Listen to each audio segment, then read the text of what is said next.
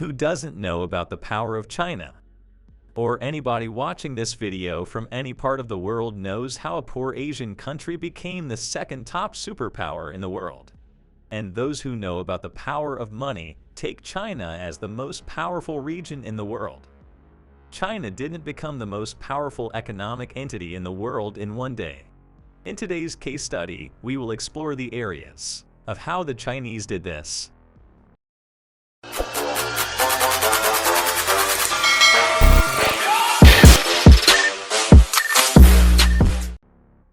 To understand the reformation of the Chinese economy, we have to go back some years back when China was a devastatingly poor nation with no hope to rise. Two things changed China forever: the initiative of trade reform and alteration of trade 4 decades ago changed the Chinese economy forever. 40 years ago, the economic policies taken by the Chinese government were not much friendly to the population. The policies set by the government maintained a very poor economy and were highly centralized. The government took most of the powers of major financial decision-making that made it harder for the Chinese people to unleash financial freedom. The centrally controlled Chinese economy in the 1970s was very ineffective, and it was pretty much in an isolated shape from the global economy. From the span of 1953 to 1970, the rise of Chinese industrial manufactured goods exports was only 10.5% from 2.11%. Only around 8% of export income was increased in the manufacturing industry within 17 years. But between 1970 and 1980, the country saw the first boom in manufacturing industry goods export, and the government understood the value of manufacturing industry globalization.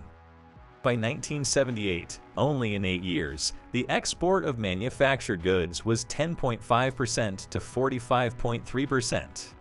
This created the potential of reforming the Chinese economy into a highly efficient manufacturing machine. After the start of the reform in 1979, China became one of the fastest-growing economies on the planet. Until 2018, the GDP of China rose by an average of around 9% each year. The World Bank has stated the growth of China as the fastest sustained expansion by a major economy in history. The GDP of China almost doubled every 8 years after the start of the economic reform. Also, the economic reform of China has contributed to the reduction of the mass poor people population around the country. The economic reform based on industry and commerce enabled the government to pull around 900 million people out of the poverty line. Based on the purchasing power parity, China has currently become the world's largest manufacturer of goods, the biggest merchandise trader on the planet, the largest holder of foreign reserves, the largest exporter of goods. Even though the United States government does not share a good relationship with China because of becoming a superpower from a regional power, the Chinese have become the largest trading partner of the United States. Also, a survey in 2012 revealed that an average American cannot live one day properly without using Chinese products. In terms of trade and commerce, China is the largest source of import in the United States, the largest source of merchandise trading, third largest exporter of U.S. goods, the largest holder of U.S. Treasury securities. This shows the higher level of dependency of Americans on the Chinese economy. There are 2 theories applied by economists in modern times before making any major decisions. They are: time equals to money. Money equals to power. After World War II, when some people thought Russia will be the next superpower and some thought the United States will all alone control the global functions alone, no one was right. The Chinese economists understood these above-mentioned theories very well and created potential methods for utilizing the available large human resource and their time for generating more money.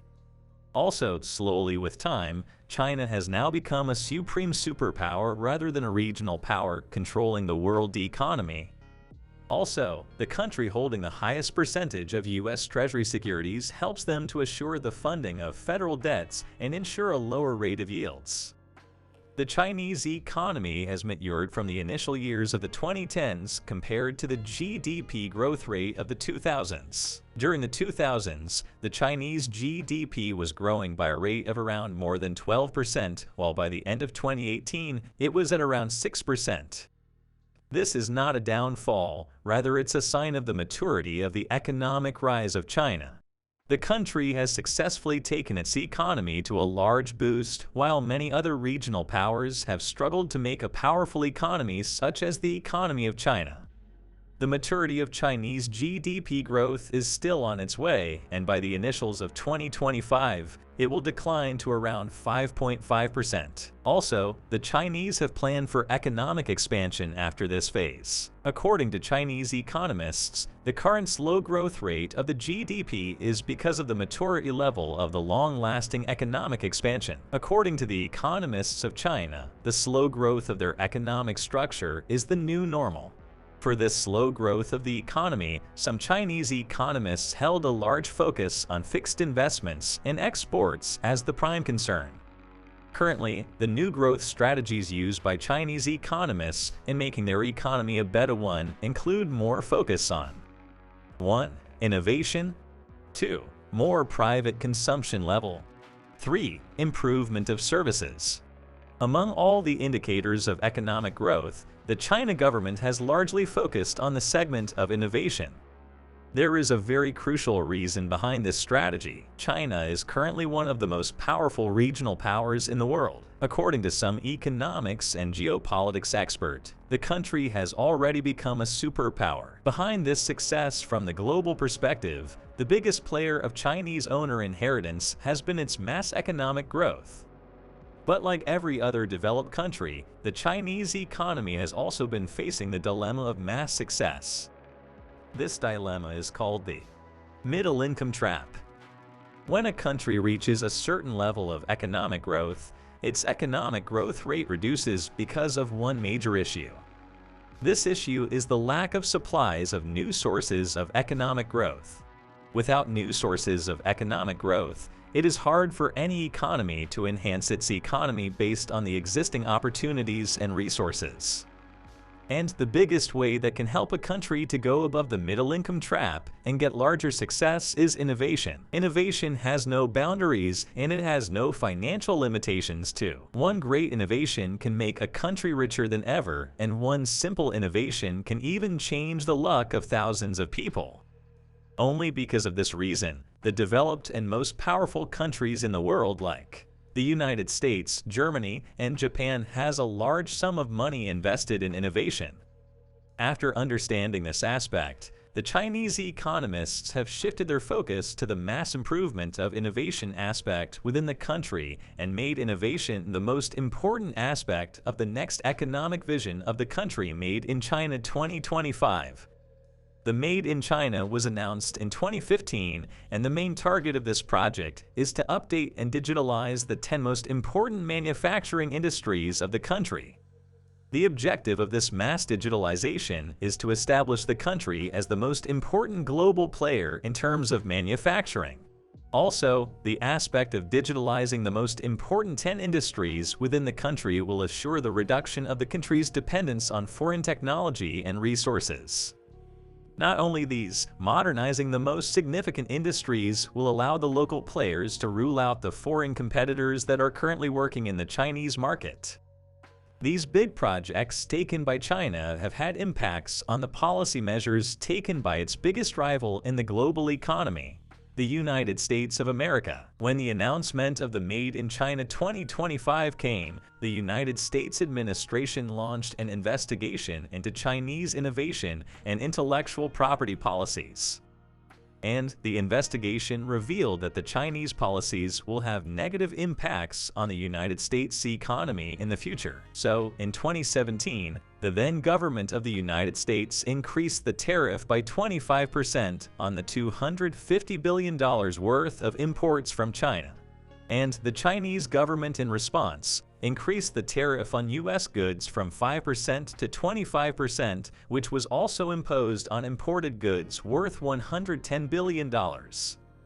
Such actions have consequently decreased the bilateral trade between the two countries. All these issues are also increasing the trade conflict between the two global powers. And also these conflicts will have negative impacts on the economy of both countries. Although the United States and many other global players have played restricting roles in the economic progress of China, still the process is ongoing. Despite having been challenged by the COVID-19, Russian-Ukrainian war, and U.S. regulations, China is working on the mass development project of Made in China 2025. The history of the last 40 to 50 years will ensure you that the economic progress of China as a global superpower is not stopping so easily. Now the question is, will China succeed in this challenge of making the project Made in China 2025 a success or not? Time will tell.